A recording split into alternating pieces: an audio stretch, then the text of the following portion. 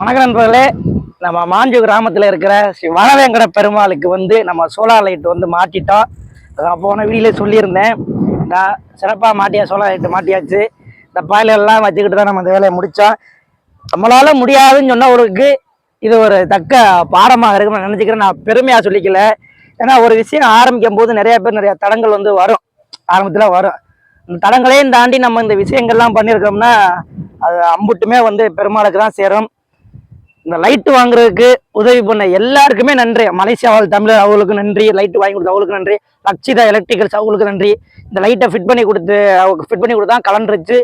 அதுக்கு சின்ன சின்ன உதவி பண்ணினாலும் எல்லாருக்குமே நன்றியை சொல்லணும். சோழியக்குள்ள டூலர் ஷாப் வச்சிருக்கா குமாரன், அவங்களுக்கு நன்றி. இந்த தம்பி நம்ம பாகம்பிரியா திருக்கோயிலோட பிரசாத ஸ்டால் வச்சிருக்காங்க. என் தம்பி தருண், இந்த முனீஸ்வரன், இந்த ஊருக்கு தம்பி முனீஸ்வரன் தம்பி. அது போக இந்த கிராமத்தில் இருக்க எல்லாருக்குமே நன்றி தெரிஞ்ச. கிராமத்தோட ஒத்துழைப்புலாம் நம்ம இது பண்ண முடியாது. நம்ம சிறப்பாக ஒரு இது பண்ணி முடிச்சுட்டா அடுத்து பெருமாள் உத்தரவு கொடுக்கணும். இதுக்கு எப்படி உத்தரவு கொடுத்தா அது மாதிரி தான். மறக்காம நம்ம ஃபாலோ பண்ணிக்க நண்பர்களே.